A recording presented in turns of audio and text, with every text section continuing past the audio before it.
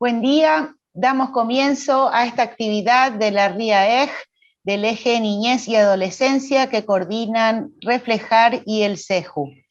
Les pedimos que controlen que sus micrófonos estén apagados todo el tiempo. Podrán hacer preguntas en el chat, por favor, y para los certificados se pegará un enlace al finalizar la actividad en la que podrán acreditarse para obtener un certificado. Recuerden loguearse con su nombre y apellido a fin de que se pueda constatar su presencia. Para hacer la apertura de esta actividad, escucharemos a la directora del Centro de Estudios Judiciales del Uruguay, la doctora Rosina Rossi. Muy buenos días a todas y a todos, a todas y a todos operadores de América y de Iberoamérica también. En mi condición de directora del CEJU, el CEJU es el Centro de Estudios Judiciales del Uruguay, es la Escuela Judicial del Uruguay, y representando también a Reflejar, a la red de escuelas judiciales de las provincias argentinas, les damos a todos y a todas la bienvenida. Reflejar y CEJU, en noviembre de 2019, en la Asamblea Ordinaria de la Red de las Escuelas, de la Red Iberoamericana de Escuelas Judiciales, asumimos en conjunto trabajar, investigar, formarnos sobre un eje concreto que es niñas, niños y adolescentes. Ustedes saben que esa asamblea ordinaria fue en noviembre de 2019. Inmediatamente hicimos un plan de trabajo, las dos escuelas, y se nos vino la pandemia. Entonces rediseñamos nuestro plan y no nos detuvo la pandemia, y desde entonces, desde principios de 2020, venimos haciendo actividades, especialmente talleres. Esta actividad de hoy, entonces, se enmarca en ese conjunto de talleres. Les voy a contar las últimas actividades que tuvimos hace apenas pocos días. La última estuvo a cargo de la doctora Clara Carula, ¿sí?, que es subjefa de sección de formación inicial de la Escuela Judicial de España, y su exposición fue sobre contenido y metodología en la formación penal juvenil. Unos pocos días antes, desde Uruguay y transmitido para toda la red, tuvimos la participación del presidente de la Corte Interamericana de Derechos Humanos, el doctor Ricardo Pérez Manrique, con una exposición sobre niñas, niños y adolescentes en situación de vulnerabilidad, con especial estudio a la situación de los niños migrantes. Y hoy nos convoca el tema la responsabilidad del menor infractor. Y tenemos el honor de tener entre nosotros al doctor Ricardo Rodríguez Ruiz, que también viene de la Escuela Judicial Española. El doctor Ricardo Rodríguez Ruiz es magistrado de la Audiencia Provincial de Barcelona, pero se encuentra trabajando en la Escuela Judicial de España en el área de Derecho Penal y Derecho Procesal Penal. Y para tener un detalle de su hoja de vida, les contamos que ingresó a la carrera judicial en el año 2005 y estuvo destinado entre 2013 y 2021 a un juzgado de violencia sobre la mujer en Huelva. Es miembro del grupo de expertos del Observatorio contra la Violencia de Género y Doméstica del Consejo General del Poder Judicial desde el año 2016, y ha dirigido cursos en materia de formación judicial, dirige actualmente varios cursos formativos para jueces y magistrados en tema de violencia sobre la mujer y perspectiva de género, y colabora con distintas instituciones en materia de género y protección de menores. Y además ha hecho un sinnúmero de publicaciones, ha participado en conferencias y en ponencias sobre la materia.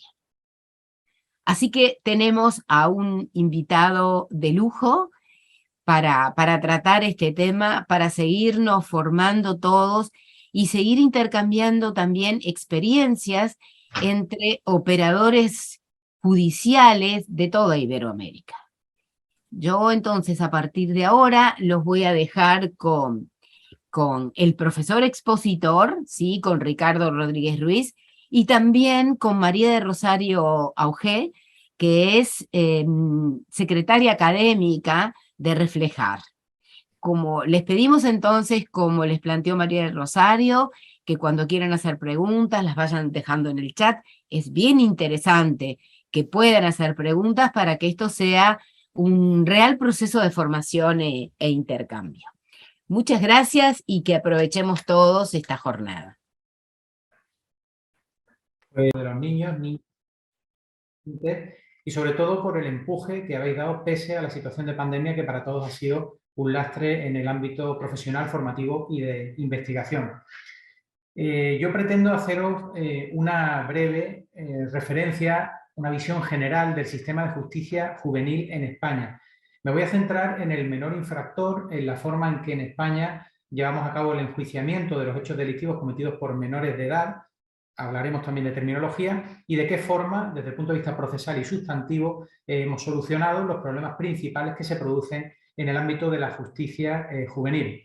Sin más, lo primero que quiero poner en manifiesto es que el lenguaje que tenemos, el lenguaje común, nos permite tener esta jornada. Tenemos un lenguaje común que nos permite entendernos, el vehículo formal de expresión que utilizamos es el mismo, pero por el contrario tenemos una serie de faltas de coincidencias terminológicas, ¿no?, que se van a poner de manifiesto a lo largo de mi exposición. Desde luego, el hecho de que tengamos este lenguaje común nos permite, por ejemplo, gozar de la presencia de muchos compañeros y compañeras iberoamericanos aquí en España, en la Escuela Judicial. Por eso no puedo dejar de hacer mención concretamente a María Agustina Oropesa, secretaria judicial argentina, que actualmente está aquí en la Escuela Judicial y que lleva un año con nosotros, y a Víctor Vareiro Alfonso, nombrado recientemente juez de primera instancia de niñez y adolescencia por la Corte Suprema de Justicia de Paraguay, que también actualmente está con nosotros en la Escuela Judicial. Como les decía, el lenguaje común conlleva también una serie de diferencias terminológicas y también una serie de aspectos relativos a menores importantes que yo quiero poner sobre la mesa y que quiero que sirvan de elemento de guía de mi exposición. En primer lugar, que nuestra legislación, la legislación española, tiene una regulación específica al menor infractor con competencia específica del juzgado de menores, pero a su vez tiene también al menor como víctima, según pueden ver aquí en esta primera lámina de mi exposición, el artículo 449 ter de la Ley de Enjuiciamiento Criminal, por ejemplo, en materia de preconstitución probatoria, el Estatuto General de la Víctima del Delito, la Ley 4/2015 de 27 de abril, que viene a regular aspectos específicos de la niñez en relación a su protección, o la orden de protección en materia de violencia sobre la mujer y doméstica, que recoge el artículo 544 ter de la Ley de Enjuiciamiento Criminal. Esos aspectos, pese a lo relevantes, los sugerentes que pueden ser, no van a ser objeto de mi exposición, pese a que tenga bastantes cosas ya estudiadas en la materia. Tampoco, en segundo lugar, como ven aquí, el menor como sujeto a proteger. Tenemos una ley de protección jurídica del menor, que es la Ley 196 de 15 de enero, que ha sido recientemente modificada por una ley de amplio espectro, que lo que hace es trasladar al ámbito español diversas directivas y reglamentos europeos, que es la Ley 8/2021 de protección integral de la infancia y la adolescencia frente a la violencia. Y en tercer lugar, como les digo, sí voy a tratar al menor como sujeto infractor. El primer aspecto que tiene que tener en cuenta es que la asunción competencial no es unívoca. No tenemos un juzgado de menores en el que se vea la protección y la sanción. Tenemos un juzgado de menores en el que se observa la sanción al menor infractor y tenemos juzgados ordinarios, para que podamos entendernos, que en el ámbito civil y penal establecen las medidas de protección de los menores. Dicho esto, y desde el punto de vista de la aproximación terminológica que yo les propongo, tendrán que tener en cuenta que aquí en España, por ejemplo, se utiliza con carácter general el término menor referido a la persona que no llega a los 18 años. Lo hacemos porque el artículo 12 de nuestra Constitución española viene a reconocer la mayoría de edad a partir de los 18 años. A en su contrario, la minoría de edad, pese a que es un término en franco desuso, se sigue utilizando en nuestra legislación en relación a ese artículo 12 de la Constitución española. En segundo lugar, les digo que inicialmente la Ley Orgánica de Responsabilidad Penal del Menor, que en España es la Ley 5/2000 de 12 de enero, hablaba de jóvenes para referirse a la franja de edad que va de los 18 a los 21 años.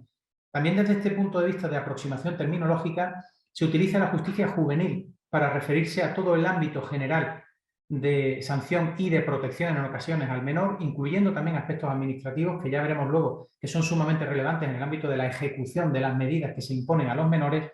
Y por último, en ocasiones, con leyes nuevas como la Ley 10/2022 de protección de la libertad sexual, que ha producido un cambio radical en el ámbito de nuestros delitos sexuales, artículo 178 y siguientes del Código Penal, se viene a utilizar ya la palabra niño, niña, adolescente, infancia, adolescencia, etcétera, etcétera, en consonancia con la normativa de la Organización de Naciones Unidas. Centrado, por tanto, este aspecto digamos, de aproximación terminológica, entremos, si les parece, en el marco normativo por el que nosotros nos regimos en relación a la sanción a los menores. En primer lugar, tenemos la Constitución Española de 1978, Constitución Española que se va a ver claramente influenciada por la Convención de Derechos del Niño de 20 de noviembre del año 1989, la Ley Orgánica del Poder Judicial, que es la ley que en España atribuye competencia a los juzgados. El juzgado de menores tendrá competencia siempre y cuando los artículos correspondientes, que son los artículos del Poder Judicial, le atribuyan competencia. Desde el punto de vista sustantivo, la comisión de una infracción penalmente relevante por parte de una persona menor de 18 años se regirá por lo dispuesto en la Ley Orgánica 10/1995 de 23 de noviembre, que es el Código Penal Español. Cierto es que existen también leyes penales especiales como la Ley de Contrabando del año 1995 o la Ley Orgánica de Régimen Electoral General de 1985, que también establece una serie de ilícitos de carácter penal, pero con carácter general es el Código Penal el que regula el ámbito sustantivo en el que se fundamenta la responsabilidad penal de la persona menor de 18 años. Que voy a intentar desgranarle en 40-45 minutos porque no tenemos para mucho más, pero bueno, de una forma lo más amplia posible. La Ley Orgánica 5/2000 de 12 de enero, reguladora de la responsabilidad penal del menor, que es la que establece el procedimiento y las sanciones que se pueden imponer a los menores de 18 años que cometen cualquier tipo de hecho penalmente relevante. ¿De dónde venimos? Porque para saber dónde estamos siempre tenemos que saber de dónde venimos. En España, el antecedente inmediato tenemos en esta materia es el Tribunal Tutelar. Los tutelares de menores nacen en el año 1948 y se fundamentan, como ven aquí, en 4 aspectos que hoy en día han sido absolutamente desterrados. El primero es que se trataba al menor como un incapaz. Se entendía que la minoría de edad era equivalente a una situación de incapacidad de carácter mental y, por tanto, se daba una protección tuitiva, como digo aquí, el juez como padre. El juez no era tanto un órgano jurisdiccional, penal del Estado como forma política de organización social, actuaba más bien como padre. Y de esto se derivaba que existía una gran discrecionalidad por parte de valorar la prueba y de individualizar la pena, es decir, frente a los criterios de individualización punitiva que ahora en España tenemos los artículos 66 y siguientes del Código Penal, que nos dicen de forma taxativa cómo aplicar la pena superior, la inferior, la mitad, el grado. Pues en este ámbito existía una libertad casi absoluta por parte del juez a la hora de establecer la individualización de la pena. Y en consonancia a todo esto, las características del proceso, pues no existía contradicción, el secreto de las actuaciones, la prohibición de asistencia letrada al menor, es decir, era un proceso que vulneraba los derechos del menor como sujeto activo de la comisión de un hecho delictivo. La Constitución Española cambia radicalmente el panorama. Nuestra Constitución Española, en los artículos 9 y 14, recoge los principios de igualdad formal y material, y a su vez el artículo 39, la protección de la infancia y de la adolescencia, y sobre todo los artículos 96 y 10.2, que son los que establecen la necesidad de que todos los tratados internacionales que se publiquen en nuestro Boletín Oficial del Estado pasen a ser parte de nuestro ordenamiento jurídico y que además sirvan de pauta interpretativa en relación a los derechos fundamentales. Hay una sentencia del Tribunal Constitucional, la 36/1991 de 14 de febrero, que fue la que declaró la inconstitucionalidad del artículo 15 de la Ley de Tribunales Tutelares de Menores, que era la ley que establecía en el artículo 15 el procedimiento. Como se quedó huérfano de procedimiento, en el año 1992 nace una nueva ley de competencia y de procedimiento, que es la que se mantuvo en vigor hasta la ley del año 2000 de responsabilidad penal del menor. El Código Penal también hace mención en el artículo 19, creo que erróneamente, pero bueno, en cualquier caso recoge las causas de eximente de responsabilidad criminal y nos hace mención a la minoría de edad. Técnicamente no es una causa de exención de responsabilidad criminal. es una causa de aplicación de una jurisdicción específica, especializada, de un procedimiento especializado y de unas sanciones específicas y en muchas ocasiones flexibles y tendentes a la reinserción social, pero no, desde luego, un supuesto de exención de responsabilidad criminal. Y por último, como digo, la Ley Orgánica 5/2000, que es la que regula la responsabilidad penal del menor, que establece un sistema de responsabilidad frente, y aquí se lo confronto de una forma clara, frente a la Ley 1/96 de 15 de enero, que es de protección jurídica del menor.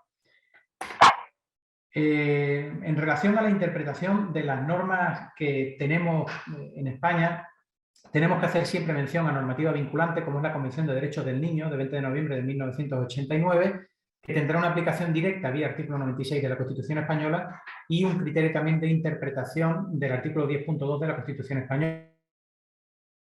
Los criterios orientadores, las reglas de Beijing, de Riad, de La Habana y las normas europeas que en el Consejo de Europa se han ido dictando como recomendaciones que en última instancia son también o pueden ser coercibles por parte de comités específicos en el ámbito europeo. Tenemos también directrices sobre justicia adaptada a los niños, el sistema Child Friendly, que también ha sido, por ejemplo, en materia de preconstitución probatoria en el sistema Barnahus, que se trae del sistema islandés, pero más bien para protección de menores, no para sanción de menores. Y últimamente pues tenemos directivas como la 800/2016 sobre menores sospechosos y el tratamiento que debe dársele al investigado en el proceso penal. En consonancia a todo esto que les cito, les marco aquí en rojo que la Ley 5/2000, la Ley de Responsabilidad Penal del Menor, ha sido modificada. Y ha sido modificada en varias ocasiones. Aquí les pongo, por ejemplo, las leyes orgánicas 7 y 9/2000, que suprimieron el grupo de 18 a 21 años en relación a la aplicación de esta ley, la Ley 15/2003, la Ley 8/2006. Esta es importante, la Ley 8/2006, porque se produjo una modificación sustancial. Frente a un criterio tuitivo y de protección del menor, de reinserción, aquí se carga la tinta, si me permiten la expresión, en una modificación con finalidad retributiva, por cuanto que da carta de naturaleza a la personación de la acusación particular, que hasta ese momento no podía personarse en el procedimiento penal de menores. Otras modificaciones, la Ley Orgánica 821 en materia de violencia e infancia, o la Ley 10/2022, que es la integral de libertad sexual, que ha producido un cambio de paradigma en relación a los delitos sexuales en España y que ha entrado en vigor hace escasos 20 días en octubre. En relación a la jurisdicción de menores, la Ley Orgánica del Poder Judicial, que es la que regula los criterios de asunción competencial por parte de los órganos judiciales españoles, establece en los artículos 96 y 97 cómo se organizan los juzgados de menores. Los juzgados de menores son de ámbito provincial. En España tenemos 50 provincias, además de 2 ciudades autónomas, que son Ceuta y Melilla, que están al sur, que estarían ya encastradas dentro del continente africano, y tendremos también competencias que se asumirán exclusivamente cuando las atribuya la ley, en intervención de reforma y no en protección, como les digo aquí. La Ley 5/2000 viene a establecer 3 criterios fundamentales que son los que yo voy a desarrollar ahora de forma somera. En primer lugar, los sujetos destinatarios; en segundo lugar, el procedimiento específico; y en tercer lugar, las competencias de los jueces de menores. Y a eso voy a dedicar la exposición de los siguientes minutos. Los sujetos destinatarios. Tenemos que hacer 3 grandes franjas. La primera franja es menor de 14 años. Al menor de 14 años, la Ley Orgánica de Responsabilidad Penal del Menor, en su artículo 3, lo considera inimputable. En España no cabe imputar ningún hecho delictivo a un menor de 13, de 12, de 11, de 10 años. Sería absolutamente imposible por no preverlo en la ley. En consonancia con esto, se aplican normas de protección civil, que son normas de la Ley 1/1996 de 15 de enero de protección jurídica del menor. Cabe la tutela administrativa, cabe el centro de protección de menores, pero no cabe la sanción penal en esa franja de edad. Es verdad que existe una conciencia social de cambio. En España hay ciertas voces que se están alzando con la finalidad de que se modifique, con el fin de que ciertos hechos delictivos de cierta gravedad sí que sean también recogidos, pero ya les digo que actualmente eso no existe y por tanto en la franja de menos de 14 años no existe responsabilidad penal del menor. En segundo lugar tendríamos la franja de los 14 a los 17 años, 17 inclusive. Estos son los destinatarios de la Ley Orgánica de Responsabilidad Penal del Menor. Artículo 1, punto primero. A su vez, como veremos, el artículo 10 y siguientes de la Ley Orgánica de Responsabilidad Penal del Menor nos hace 2 grupos de edad. Grupo de 14 a 15 años y de 16 y 17 años, que tendrá relevancia en relación a las medidas que se puedan aplicar, por ejemplo, al régimen cerrado, a la duración de medidas, a la aplicación del criterio de flexibilidad en materia de ejecución de las sanciones que se imponen, etcétera, y que vamos a ver a continuación. Y por último tendríamos a los mayores de 18 años. Una vez se rebasa la mayoría de edad, en principio tienen que ir a la jurisdicción de mayores y tienen que ser enjuiciados por la Ley de Enjuiciamiento Criminal, el Código Penal y los juzgados ordinarios. Sin embargo, existen peculiaridades porque entre los 18 y los 21 años cabe la aplicación de la Ley de Responsabilidad Penal del Menor siempre y cuando el hecho se haya cometido siendo menor. Esto lo reconoce el artículo 14 de la Ley Orgánica de Responsabilidad Penal del Menor y después, si tenemos tiempo, también les voy a hacer una mención a este aspecto. Es un procedimiento, en segundo lugar, con características propias. Fijaos que os pongo aquí de forma muy visual cuáles son los criterios que se utilizan en la Ley Orgánica de Responsabilidad Penal del Menor. En primer lugar, el criterio del interés superior del menor, en todo, pero especialmente en el principio de oportunidad, por ejemplo, en relación a la actuación que puede tener el Ministerio Fiscal a la hora de aplicar ciertas medidas, rige un principio de oportunidad mucho más amplio que en el ámbito de la justicia de mayores, donde tenemos 2 o 3 supuestos expresamente tasados, y sobre todo en la aplicación de medidas y en la ejecución. Hay un principio íntimamente vinculado al interés superior del menor, que es el de versatilidad, por virtud del cual el juez de menores podrá modificar las medidas en ejecución atendiendo al bien que haga en relación al menor, a su reinserción y a su resocialización. En segundo lugar, en relación a las conductas típicas, son las que reconoce nuestro Código Penal, pero con las consecuencias que anuda la Ley Orgánica de Responsabilidad Penal del Menor en el catálogo que establece el artículo 7. En tercer lugar, el Ministerio Fiscal tiene competencias para la instrucción. Yo sé que en el ámbito en el que ustedes trabajan, pues probablemente mucho de ellos sea el Ministerio Fiscal el llamado naturalmente a la instrucción, pero en España no. En España es el juez de instrucción, que es una cierta anomalía que tenemos también en relación al ámbito europeo, es el juez de instrucción el que instruye, pero en menores no. En jurisdicción de menores es el fiscal el que va a llevar a cabo la instrucción, digamos la investigación del procedimiento, y la fase de audiencia o de enjuiciamiento la realizará el juez de menores. Obviamente el Ministerio Fiscal está legitimado y está obligado a su vez a solicitar el amparo del juez de menores a la hora de acordar medidas restrictivas de derechos como puede ser el internamiento o la intervención telefónica o la entrada y registro en un domicilio de un menor. También lo veremos posteriormente, salvo en la detención. La detención sí que puede ser acordada por el Ministerio Fiscal, al igual que por la policía, como dispone el artículo 17 de la Ley Orgánica de Responsabilidad Penal del Menor. En cuarto lugar, les hago mención a la intervención de equipos técnicos. Esto es fundamental. Los equipos técnicos son la piedra angular de la responsabilidad penal del menor. Para dar este carácter intuitivo del interés superior del menor, el equipo técnico siempre va a participar en fase declarativa y en fase ejecutiva, según veremos posteriormente. El artículo 27 de la Ley Orgánica de Responsabilidad Penal del Menor así lo establece y son concretamente los psicólogos, los educadores y los trabajadores sociales los que hacen esta importante labor. En quinto lugar, nuestro procedimiento en España determina que la competencia de ejecución sea de las comunidades autónomas.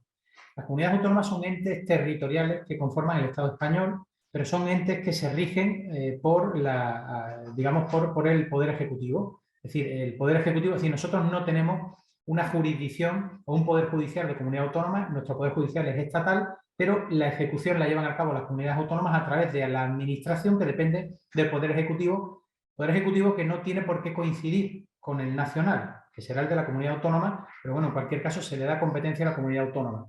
En quinto lugar, el procedimiento es un procedimiento de sencillez, un procedimiento que huye de lo farragoso, de lo complicado y que trata de tener esa celeridad que en última instancia entronca con el derecho a un proceso justo sin dilaciones indebidas que reconoce en nuestra sección primera, capítulo segundo, título primero de la Constitución, el artículo 24 de la Constitución española.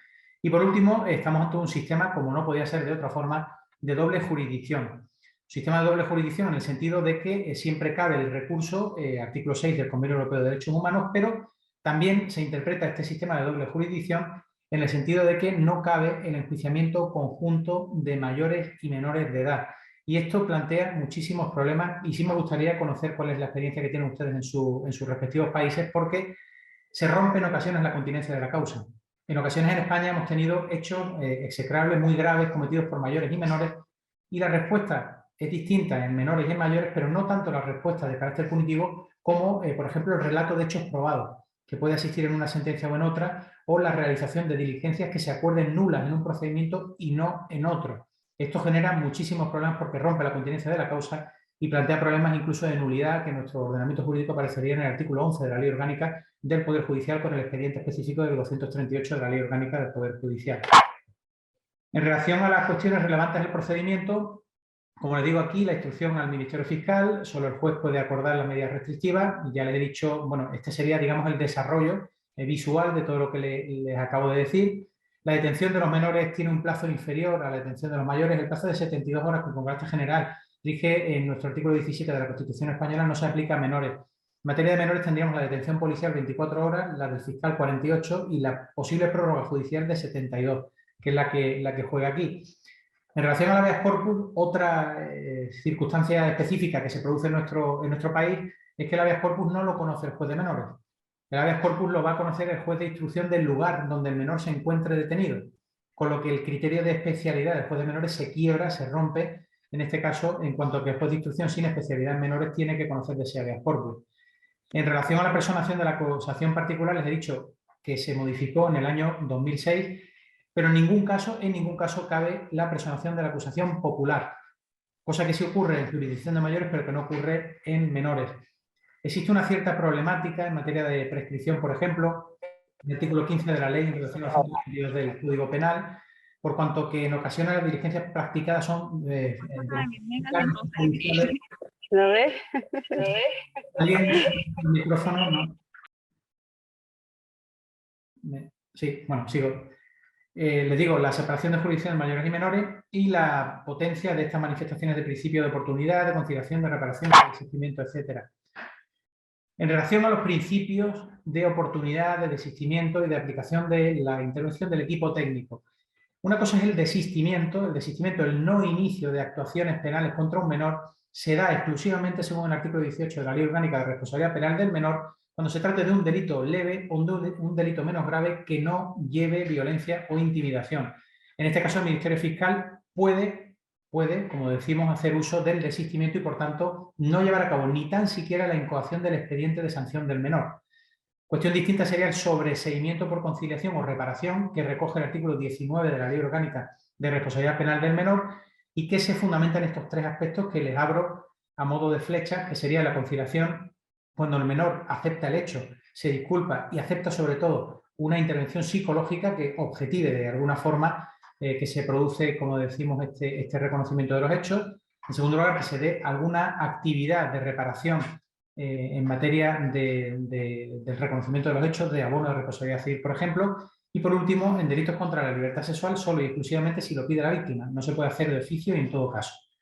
Y por último, les cito que la intervención del equipo técnico también puede dar lugar a un sobreseimiento, a una terminación anormal del procedimiento de menores. Estaríamos ante el artículo 27.4 de la Ley Orgánica de Responsabilidad Penal del Menor. El Ministerio Fiscal podrá, si el equipo técnico así se lo propone, sobreseer el procedimiento en los supuestos que prevé el artículo 19 en consonancia con el 27 de la ley. En relación al tercer y último aspecto que yo les reseñaba, las competencias de los jueces de menores. ¿Cuáles son las competencias que ahora voy a desarrollar? Pues tiene fundamentalmente 4 competencias el juez de menores.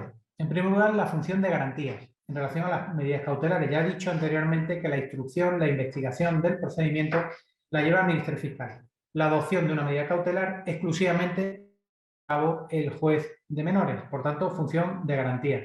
En segundo lugar, función de enjuiciamiento. Si instruye el Ministerio Fiscal, enjuicia al juez de menores. En tercer lugar, una función de control de la ejecución una vez que se impone algún tipo de sanción al menor. Y por último, una función de vigilancia penitenciaria. En España tenemos juzgados de vigilancia penitenciaria que aparecen en los artículos 96 y 97 de la Ley Orgánica del Poder Judicial, pero no son estos los llamados a realizar la función de vigilancia penitenciaria en relación a menores, sino que son los juzgados de menores los que llevan a cabo esta función. Estas 4 funciones se las voy a desarrollar de una forma un poco más amplia para que vayan viendo también de qué forma juegan aquí en España.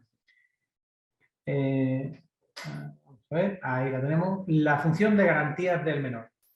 Ya he dicho que el Ministerio Fiscal no puede adoptar medidas de investigación, como son, por ejemplo, la entrada y registro en un domicilio, la extracción de ADN del menor, la intervención telefónica, en ocasiones incluso el balizamiento de un vehículo en circunstancias específicas. En este caso, habrá de darse una autorización por parte del juez de menores a través del servicio de guardia de los juzgados de menores. En caso de que haya 4 o más, existe un servicio de guardia de juzgados de menores en la provincia. En caso de que existan menos de 4, 3 o menos, será el juzgado correspondiente en horario de audiencia pública, que normalmente suele contraerse de 9 a 2. Posteriormente será el juzgado de instrucción de guardia el que lleva a cabo estas medidas. En segundo lugar, como digo, las medidas cautelares de los artículos 28 y 29 de la Ley Orgánica, ahí las tienen recogidas, las privativas de derechos, privativas de libertad, de semilibertad, etcétera. Y concretamente, en esta función de garantías nos encontramos con que solo pueden ser de internamiento máximo 6 meses, prorrogables por 3 meses más las medidas cautelares, es decir, el internamiento cautelar no podría ser superior a 9 meses de duración frente a la jurisdicción de mayores, en la que nos podemos encontrar incluso con privaciones de libertad cautelar de hasta 4 años, como establece la Ley de Enjuiciamiento Criminal. En segundo lugar, la libertad vigilada, hasta resolución firme, la tiene que poner también como medida cautelar el juez. También puede acordar la convivencia en un grupo educativo y prohibiciones de aproximación y comunicación que son especialmente relevantes en materias como, por ejemplo, la violencia sobre la mujer. En función de garantía del menor, también se pueden aplicar medidas terapéuticas. Esta función de garantía del juez daría lugar a que solo se aplicasen medidas terapéuticas en aquellos supuestos en los que existiese exención de responsabilidad criminal. Les cito aquí los artículos 20.1, 2 y 3 del Código Penal, que son drogadicción, sometimiento, dependencia al alcohol o supuestos de incapacidad mental, que serían los que darían lugar a la aplicación de medidas solo terapéuticas. Y todas estas medidas de garantía del juez de menores se harán siempre y en todo caso con comparecencia, principio de igualdad de armas, principio de contradicción, principio de inmediación y sobre todo con finalidad educativa, como establece la Ley Orgánica de Responsabilidad Penal del Menor. En relación, en segundo lugar, a la función de enjuiciamiento, recibido el expediente una vez instruido por parte del Ministerio Fiscal, nos encontramos con la audiencia. Esa fase de audiencia o de juicio la lleva a cabo el juez de menores. Pero ojo, porque no siempre será el juez de menores de la provincia el que enjuicia el asunto. Les digo aquí, la Audiencia Nacional, que es una especialidad que tenemos en España, que es un órgano con competencia a nivel nacional, conocerá, por ejemplo, de supuestos de terrorismo o supuestos cometidos por menores en el extranjero. El otro día leía, por ejemplo, una resolución en la que la Audiencia Nacional sancionaba a un menor español que había cometido una agresión sexual sobre una chica española en un viaje de fin de curso que se había hecho al extranjero y se había cometido esa agresión sexual en el extranjero. Existen funcionamientos específicos, esto ya es cuestión digamos, de costumbre ya de cada sitio. En Barcelona, por ejemplo, tenemos que los juzgados citan primero a conformidad y en caso de que no haya conformidad citan posteriormente audiencias de enjuiciamiento con el fin de aligerar un poco las agendas, pero ya digo que esto sería una cuestión de fuero del lugar, si me lo permiten, de costumbre del lugar. Y por último, en la audiencia, al igual que en los juzgados de lo penal para los adultos, intervienen los equipos y se enjuician conjuntamente la acción penal y la acción civil, salvo que exista una expresa renuncia o reserva por parte del menor o de los progenitores del menor para otro procedimiento. Existe recurso de apelación ante la audiencia provincial, existe recurso de casación, exactamente igual, artículo 849 y siguiente de nuestra Ley de Enjuiciamiento Criminal. La audiencia será pública, con excepciones, artículo 35 de la Ley Orgánica de Responsabilidad Penal del Menor, excepciones que vienen contraídas fundamentalmente a la protección de la víctima en supuestos, por ejemplo, de delitos contra la libertad sexual. Y en todo caso, siempre es presencia necesaria la del menor, frente a la legislación de mayores en la que nos encontramos, por ejemplo, con que los mayores, cuando la pena solicitada sea inferior a 2 años de privación de libertad, pueden no comparecer. En el ámbito de los menores siempre y en todo caso será necesaria la presencia del menor. Como les decía, las medidas que se pueden aplicar en relación al artículo 7 de la Ley Orgánica de Responsabilidad Penal del Menor son las privativas de libertad, que son últimos recursos y que son, por tanto, excepcionales. Serían el internamiento en régimen cerrado, semiabierto o abierto, internamiento terapéutico, también en régimen cerrado, abierto o semiabierto, y permanencia de fin de semana. Esas son las 3 medidas de privación de libertad que regula el artículo 7 de la Ley Orgánica de Responsabilidad Penal del Menor. También tenemos las medidas no privativas de libertad, que sería la libertad vigilada, que se contrae a la realización de una serie de actividades positivas de conducta. En segundo lugar, la convivencia en grupos educativos con tareas socioeducativas, prestaciones en trabajo en beneficio de la comunidad, asistencia a centros terapéuticos. En tercer lugar, tendríamos las que serían de naturaleza específica, realmente no privativas de libertad, pero con una naturaleza de inferior gravedad, como son la amonestación, la privación de licencia o las prohibiciones de aproximación. Y por último, las medidas accesorias que se aplican concretamente de los delitos contra la libertad sexual y que han sido recientemente introducidas por la Ley 10/2022, como es el programa formativo de los supuestos en que se comete por un menor un delito contra la libertad sexual. Las reglas de determinación de la medida. ¿Cómo hacen los jueces de menores para determinar si aplican una medida o aplican otra medida? Pues, en primer lugar, se rigen por el principio acusatorio. Esto es un principio que yo creo que es una regla común a todos los procesos penales. El artículo 8 de nuestra Ley Orgánica de Responsabilidad Penal del Menor establece que solo a instancia de parte y siempre hasta el tope de la medida solicitada se podrá imponer por el juez de menor la que se considere oportuna. Pero a su vez este principio acusatorio se encuentra también en cierto modo tamizado por el principio de proporcionalidad. Un principio de proporcionalidad que juega en relación a los mayores, es decir, no se podrá basar la privación de libertad que se hubiese impuesto si hubiese sido mayor. Por tanto, tenemos un doble filtro que trata de proteger, en cierta manera, la posición jurídica del menor en el proceso penal.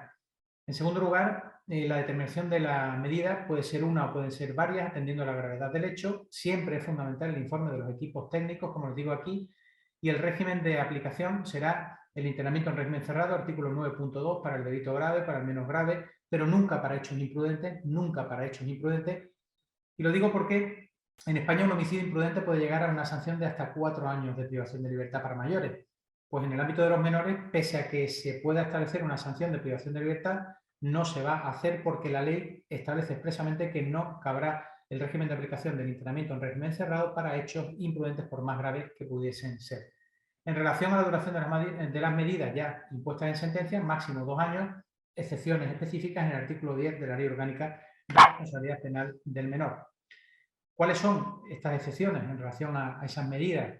Pues fíjense, de 14 a 15 años caben excepciones en el artículo 10 en relación con el artículo 9, pueden llegar hasta 3 años de privación de libertad.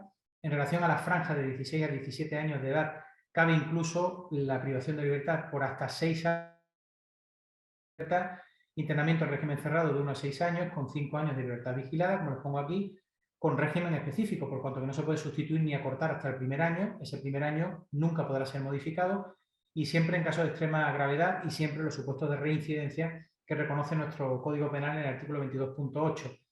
El segundo régimen de excepciones sería este que les pongo aquí, el artículo 10.2 de la Ley Orgánica, que cita preceptos como el homicidio, el asesinato, la agresión sexual o los delitos de terrorismo que tengan señalada una pena igual o superior a 15 años de privación de libertad para los mayores. En este caso, podríamos estar en un internamiento de hasta 5 años para el menor de 14 a 15 años y de hasta 8 años para el menor que está en la franja de 16 a 17 años de edad. Pueden mirar perfectamente, si son varios hechos cometidos, los artículos 9, 10 y 11, que ponen, como digo, las correspondientes excepciones. La función de control de ejecución. Ya les he dicho que el juez tiene una función de garantía, una función de enjuiciamiento, una función de control de ejecución también. En relación a la función de control de ejecución, ya les he dicho anteriormente que la comunidad autónoma, como ente organizativo de carácter territorial en España, es la que tiene residenciada la función de ejecución. Pero esto no significa que pueda ser omnímoda o que puede ser libre, ¿no? El juez de menores tendrá un control específico que se hace a través de lo que se llama programa de intervención educativo. El PIE, que es el que determina la aplicación de medidas específicas de control en ejecución por parte del juez de menores. En segundo lugar, si concurren varias sentencias sobre un mismo menor, el artículo 47 del Código de la Ley Orgánica de Responsabilidad Penal del Menor determina el primer juzgado de menores que tenga una ejecutoria viva. Podemos tener nos podemos encontrar con el menor multireincidente que comete hechos delictivos en varias zonas de España. En este caso, el primer juzgado que haya conocido de la primera ejecutoria viva será el que asuma por conexidad la ejecución. Cabe la refundición y hasta el doble de la más grave, es decir, la sanción más grave que se puede imponer en supuesto de comisión de varios hechos delictivos no podrá llegar a un máximo de cumplimiento que supere el doble de la más grave, frente al régimen general de cumplimiento que nuestro Código Penal establece en el triple de la mayor para los mayores.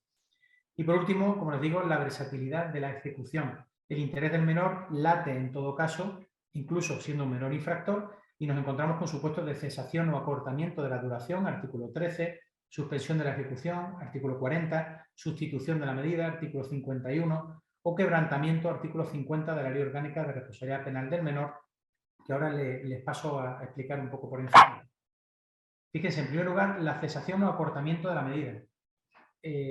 ¿Cuál es el juez competente? Pues el juez competente será el de la ejecución, siempre de oficio o a instancia del Ministerio Fiscal o del menor o de las partes personadas.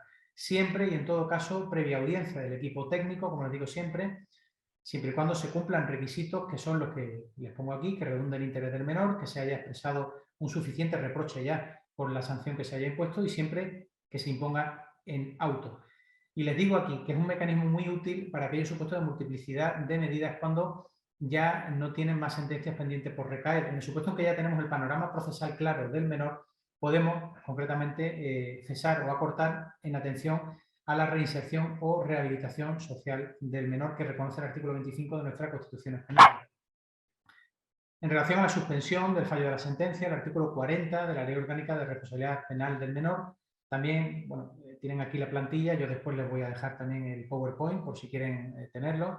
Pero bueno, aquí tienen, ¿no?, el juez competente de oficio o a instancia de parte con comparecencia, los plazos que son, bueno, en cierto modo farragosos, pero aquí los tienen puestos, y con la imposición de condiciones de suspensión que son equivalentes a las que para mayores tenemos los artículos 83 y 84 del Código Penal y que pueden ir desde cursos de reeducación, por ejemplo, vial o en educación sexual o de formación, prohibiciones de aproximación, de comunicación, de residencia en determinados lugares, asistencia a centros de deshabituación de drogas o de alcohol, etcétera, etcétera, etcétera. Todos ellos pueden utilizarse en beneficio del menor. También nos vamos a encontrar, como digo, supuestos de sustitución de la medida, artículo 51, se puede dejar sin efecto o se puede sustituir la medida por otra. Existe un principio de versatilidad, de flexibilidad, como les decía al comienzo, y los requisitos son los que ven ustedes aquí, siempre y cuando sea igual o inferior al que reste de cumplimiento, posibilidad de conciliación dejando sin efecto lo que reste, a petición del Ministerio Fiscal en interés del menor, bueno, lo tienen aquí perfectamente expresado. Y por último, tendríamos el quebrantamiento al que yo les hacía mención. En materia de quebrantamiento de medidas tenemos una diferencia clara y bastante abismal con lo que pasa con los mayores. Nosotros nos encontramos con que en materia de menores, cuando se quebranta una medida privativa de libertad, lo que conlleva es al reingreso, obviamente, en el centro de menores o a la devolución, en el caso de que sea permanencia de fin de semana. Si fuese no privativa de libertad, el Ministerio Fiscal podrá utilizar el criterio de sustitución. Pero les marco aquí de una forma muy clara que no cabrá la solicitud de responsabilidad criminal a ese menor por el quebrantamiento. Y esto es así porque hay una circular del Ministerio Fiscal, la 9/2011, en la que insta a los fiscales a desistir, es decir, a no llevar a cabo el inicio del procedimiento penal respecto de menores, por cuanto las reglas internacionales desaconsejan la sanción del quebrantamiento. Se entiende que el reproche es suficiente con el reingreso en el centro o en el centro de fin de semana y no se lleva a cabo la remisión de testimonio por quebrantamiento, como digo, frente a lo que ocurre en mayores, en el que no solamente se lleva a cabo el reingreso, sino que se imputa un nuevo hecho delictivo del artículo 468, apartado segundo del Código Penal. Como digo, en relación al régimen de los mayores de edad, bueno, pues en principio el mayor de edad, mayor de 18 años, tiene que estar sujeto a la responsabilidad penal del mayor y a los juzgados ordinarios de mayores. Lo que ocurre es que en ocasiones el hecho delictivo se comete siendo menor. En este caso, la ley permite establecer una regla general que sería el cumplimiento en el centro de menores, como les digo aquí, pero con excepciones. Es decir, una persona que haya cometido el hecho delictivo siendo menor y pase a ser mayor de edad, cumple en un centro de menores, salvo las excepciones que les pongo aquí. En primer lugar, si el menor alcanza los 18 años sin haber finalizado el cumplimiento de la medida, el juez puede ordenar que se haga en un régimen cerrado, que se haga en el centro penitenciario, y si el menor alcanza los 21 años sin haber finalizado el cumplimiento, en este caso el juez no puede, sino que el juez debe ordenar el cumplimiento en régimen cerrado, salvo las excepciones de la excepción, que serían las que aquí les recojo del artículo 13 y 51 de la Ley Orgánica de Responsabilidad Penal del Menor. Los efectos del pase al centro penitenciario, porque claro, si tenemos a un menor que comete el hecho delictivo, pasa a ser mayor, pero queda sujeto al juez de menores, los efectos que se producen son los que les digo aquí. El juez de menores sigue siendo el competente para decidir sobre la pervivencia, sustitución o modificación de la medida, pero el juez de vigilancia penitenciaria pasa a ser ahora el competente, porque es mayor, para determinar los criterios de cumplimiento conforme a la Ley Orgánica General Penitenciaria 179 de 26 de septiembre. Y el artículo 14.4 de la Ley Orgánica dice que quedan sin efecto las demás medidas impuestas para cumplimiento sucesivo, siempre y cuando el menor estuviese ya, siendo mayor, en un centro de cumplimiento, en un centro penitenciario. Estos serían los efectos básicos del pase al centro penitenciario. Les decía anteriormente, el juez de menores tiene funciones de vigilancia penitenciaria también en relación al menor. Y les marco aquí en verde, de una forma muy visual, cuáles son esas competencias. Pues deducir lo que procede en relación a las peticiones y quejas que los menores pueden hacer en relación al centro de menores, realizar visitas a los centros y entrevistas, hacerlo de forma regular, y por último, realizar recomendaciones y propuestas de carácter general en relación a esos centros y que se consideren oportunas en relación a la organización que puedan tener algún tipo de interferencia en la ejecución de las medidas. Termino con esto. He hecho, creo, una visión, no da para mucho, 45 minutos, pero bueno, creo que tienen una visión general. Les voy a dejar el PowerPoint si lo tienen a bien, por si quieren ahondar algo o quieren formular algún tipo de cuestión. Incluso yo le voy a pasar a Rosario posteriormente mi correo electrónico profesional. Bueno, ella lo tiene. No existe ningún problema si quieren tener mi correo, por si quieren tener conocimiento de cualquier tipo de resolución o quieren algún tipo de ampliación de algo. Y simplemente darle 1.000.000 de gracias por su atención, porque sé que su horario es muy limitado, que tiene muchísimo trabajo y que tienen cosas que hacer. Así que muchas gracias, quedo a su entera disposición para cualquier duda, sugerencia o reflexión que quieran hacer. Muchísimas gracias, excelente su exposición. Vamos a leer algunas preguntas que se han hecho. Por ejemplo, hay una que consiste en que pregunta, en los casos de exención de responsabilidad, ¿quién es la autoridad competente para determinar las medidas cautelares que se imponen al menor? ¿Y estas medidas son objeto de vigilancia por parte del juez o de alguna otra autoridad? ¿Tiene algún término máximo de duración? Bueno, empezamos por el final. El término máximo de duración, lo dije anteriormente, un plazo de 6 meses, en todo caso prorrogable, lo tienen ahí en el PowerPoint. Cuando habla de exención de responsabilidad criminal, no sé si se refiere a la aplicación de eximentes completas del artículo 20.1, 2 y 3 del Código Penal, no sé si se refiere a eso o si se refiere es decir, si estamos hablando de exención de responsabilidad criminal y aplicación de una medida de seguridad, que es lo que prevé el ordenamiento jurídico español, será el juez de menores, en todo caso, el llamado a controlar esas medidas de seguridad, siempre, en todo caso, el llamado. Si no estamos hablando de eso, no entiendo muy bien la pregunta. Entiendo que estamos hablando de supuestos en los que el menor haya cometido el hecho bajo la adicción a las drogas o al alcohol, o en supuestos de trastorno mental, ya sea que perdure o bien transitorio, siempre que no sea una actio libera in causa. Entiendo que esos son los supuestos que se plantean. Juez de menores, en todo caso, el que controla, plazos máximos, los que les he dicho anteriormente, 6 meses, prorrogable con carácter excepcional. Bien, había dos preguntas que ya las fue contestando, pero quizá podría detenerse un poquito más en ello. Una es en relación a la presencia del menor de 18 años durante el juicio, y otra cuestión que preguntaban era si el mismo juez que dicta la sentencia es el responsable de la ejecución. Pues sí, vamos a empezar por la primera cuestión, la presencia del menor. La presencia del menor es inexorable, tiene siempre que estar presente.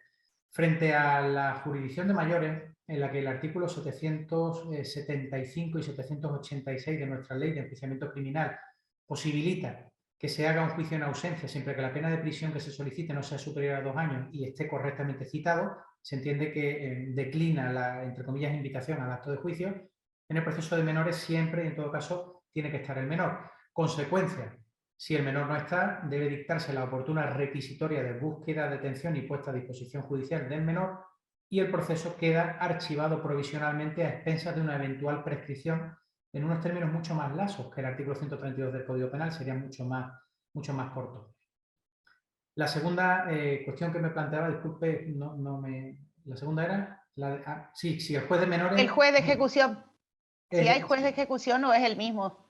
Sí. El mismo juez de menores es el juez que enjuicia, es el juez de ejecución, salvo en el supuesto que ya les he dicho anteriormente, en que se produzca una conexidad de ejecutorias, entre comillas, una refundición de ejecutorias en el multireincidente. En ese caso sería el juez de menores que tenga abierta la primera ejecutoria viva.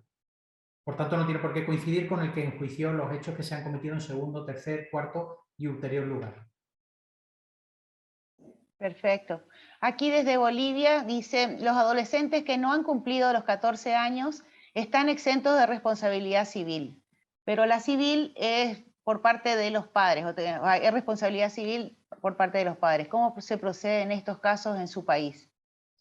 Aquí tenemos un régimen similar. En España, cuando el hecho se comete por un menor de edad, se da lo que se llama, bueno, lo que se llama en todos sitios, la responsabilidad extracontractual o aquiliana, es decir, no sería una responsabilidad contractual, y esa responsabilidad extracontractual aparece regulada en los artículos 1902 y siguientes de nuestro Código Civil, que es el que determina que son los padres los responsables civiles de los hechos cometidos por menores de 14 años. O sea que la responsabilidad civil sería de los padres vía artículos 1902 y siguientes del Código Civil. Perfecto. Controlen, por favor, hay alguien que tiene... Ahí está. Otra pregunta, ¿cómo se contabiliza el plazo para la prescripción de la acción penal en el caso de menores de 18 años? Pues de la acción, bueno, claro, la prescripción puede jugar en diversos... La prescripción realmente es una institución poliédrica porque tiene muchas caras y juega en mucho... La prescripción de la sanción, la prescripción del procedimiento se produce desde el momento en que se dé la paralización del procedimiento, y en ese momento se dicta una búsqueda, detención y puesta a disposición judicial del menor. Sería un supuesto en el que comenzaría a jugar la prescripción y si se cumplen los términos legales previstos de prescripción, nos encontraríamos con que ese menor, en caso de ser hallado posteriormente, ya no podría ser enjuiciado. Si estuviésemos hablando de la ejecución de la medida, sería el menor que se queda fuera de la disposición judicial en el marco ya de la ejecución de la medida. Existen plazos distintos de prescripción, pero serían exactamente lo mismo. Desde el momento en que se pone la búsqueda, detención y personación y no se hace efectiva los plazos legalmente previstos, estaríamos ante la prescripción, en este caso, de la ejecución de la medida. Bien, un comentario respecto de Panamá, dice existen dos grupos etarios que va de 12 a 15 y de 15 a 18. El primer grupo etario solo se le puede sancionar con medidas de reeducación. ¿En su país cómo sería? O sea, quizás sería lo que se hace en Panamá porque tenemos los grupos etarios de 14 a 18, en el cual nos encontramos de 14 a 16 y... ¿Me oyen bien? ¿Me oyen bien? Ahora sí. Vale, vale, perfecto. Digo que sería mucho más razonable quizás lo que se está haciendo en otros países porque estamos detectando en la jurisdicción que se están cometiendo hechos muy graves, por menores de 14 años, menores que tienen menos de 14 años. Y algún tipo de respuesta, probablemente una respuesta más cercana a lo intuitivo, pero desde luego, aunque no sean con medidas restrictivas de la libertad, pero de alguna forma debería darse algún tipo de respuesta. Hay una conciencia social de la necesidad de la bajada de la edad penal relevante del menor. Pero bueno, eso es una cuestión que es del eje ferenda, que del eje data actualmente no se produce y que por tanto no es igual que en Panamá. Bien, esto también ya lo mencionó, pero quizá puede volver a decirlo. En caso de que una persona siendo menor de edad cometa un delito y se abre el juicio cuando éste ha llegado a la mayoría de edad, ¿se juzga con el proceso penal juvenil o con el procedimiento de adultos? Juvenil. La perpetuatio jurisdictionis se produce a la fecha de los hechos en relación a la edad que tiene esa persona. Si el menor comete los hechos... Aquí en España tuvimos un asesinato que se produjo, que el que lo cometió la noche que estaba celebrando su mayoría de edad. Y justamente lo cometió porque la mayoría de edad en el ámbito civil se cuenta de fecha a fecha, pero en el ámbito penal es concretamente la hora que consta en la partida de nacimiento. En la partida de nacimiento constaba que había nacido a las 6 o a las 7 de la mañana y el asesinato lo cometió a las 2 o a las 3 de la noche celebrando su mayoría de edad, entre comillas, ¿no? Vaya celebración.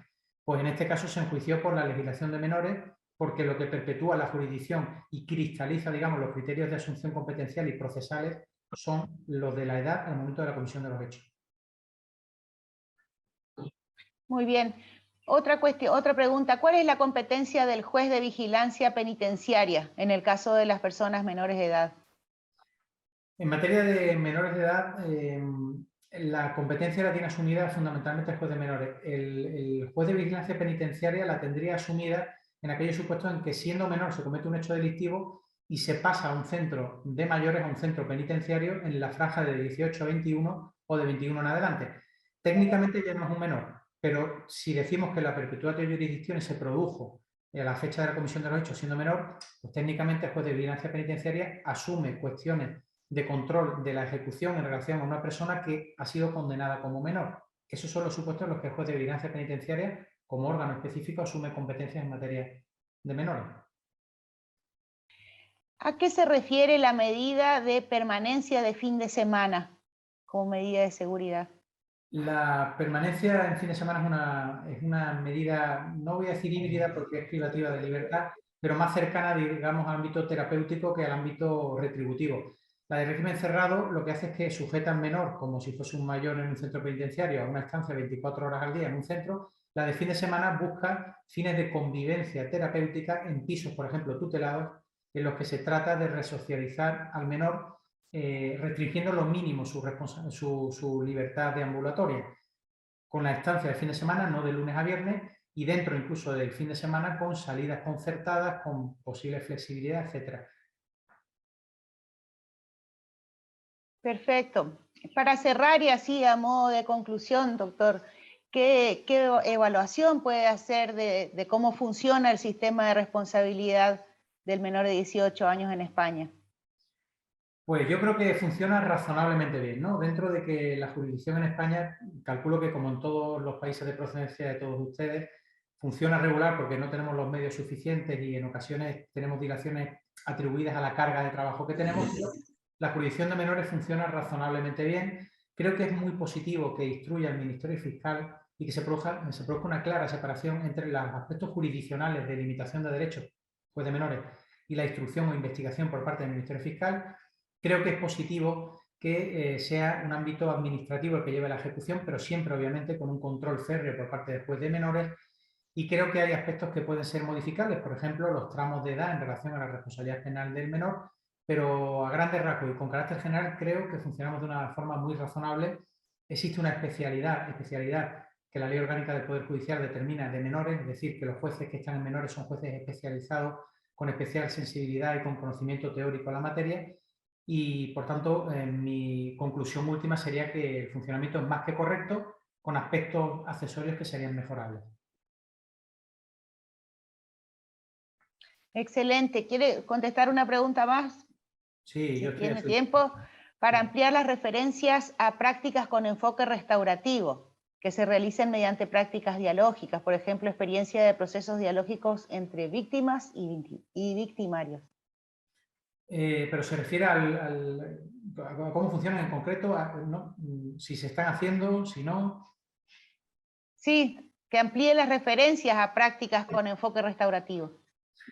Enfoque restaurativo, pues tenemos los aspectos de reconocimiento de hechos por parte de menores, por ejemplo, en delitos contra el patrimonio, los delitos de robo con violencia o intimidación. Se están llevando a cabo experiencias pilotos en los distintos juzgados de menores en los que se trae a la víctima y se hace un diálogo en el que en última instancia, a través del reconocimiento de los hechos, de una reparación adecuada de la responsabilidad civil y de la asunción de programas específicos de educación por parte del menor, se están produciendo, digo, resultados muy positivos por cuanto que alzapriman, digamos, la resocialización o la reinserción del menor, pero existen otros supuestos que no van tanto por el diálogo de la víctima con el infractor, sino que van encaminados a la reinserción, no son retributivos. Por ejemplo, los programas formativos, estamos viendo muchos menores que después de entrar por el juzgado de menores están sacando sus estudios, están avanzando, están haciendo formación profesional, están llevando a cabo labores de hostelería que en última instancia les sirven para obtener un título, por ejemplo, de cocinero o de manipulador de alimentos, etcétera, etcétera. Es decir, esas medidas se utilizan muchísimo y están dando muy buen resultado, porque en materia de menores yo creo que es un momento crítico, es decir, al menor que perdamos en el proceso de menores, en el proceso de mayores ya no lo vamos a ganar, porque el proceso de mayores es retributivo, es sancionador. El centro penitenciario ya no tiene la finalidad, o si la tiene no consigue esa finalidad resocializadora en la mayoría de los casos. Por tanto, esos procesos de restauración de la víctima y los procesos en general de aplicación de medidas positivas para el menor, en menores son fundamentales y están dando muy buen resultado aquí en España. Excelente, muchísimas gracias. Otra pregunta, dicen desde Panamá, ¿un adolescente puede ser condenado con una pena mayor a la establecida por la legislación? Por ejemplo, si la máxima es de 10, ¿puede ser sancionado a 12 años? Bajo ningún concepto. De hecho, tendríamos primero el principio acusatorio, que siempre limitaría la pena, es decir, no nos movemos por el marco punitivo, como no solo por el marco punitivo, sino por el principio acusatorio. Si se piden 5, son 5. Y en segundo lugar, en ningún caso, jamás, una medida podrá ser superior a aquella que le hubiese correspondido al menor en caso de ser mayor, porque se entiende que debe primar la resocialización y la reinserción, y se consigue de esta forma con el principio acusatorio y con el principio de proporcionalidad y de versatilidad que les hacía mención a lo largo de mi exposición.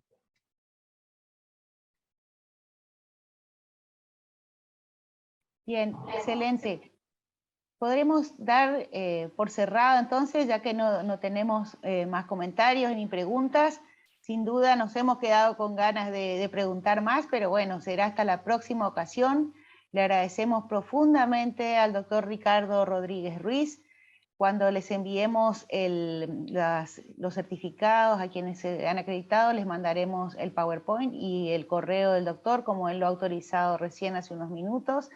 Solo hay felicitaciones de excelencia y muy buenos augurios para el doctor. Así que gracias por su predisposición, por su generosidad para brindarnos esta charla a toda Iberoamérica. Así que nos despedimos hasta el próximo encuentro, que será el 23 de noviembre, donde vamos a hablar del menor como víctima. Así que muchísimas gracias, muchas gracias y hasta pronto. Gracias a todos. Muchísimas gracias y Sí, tengan un buen día. Hasta luego. adiós, muchas gracias.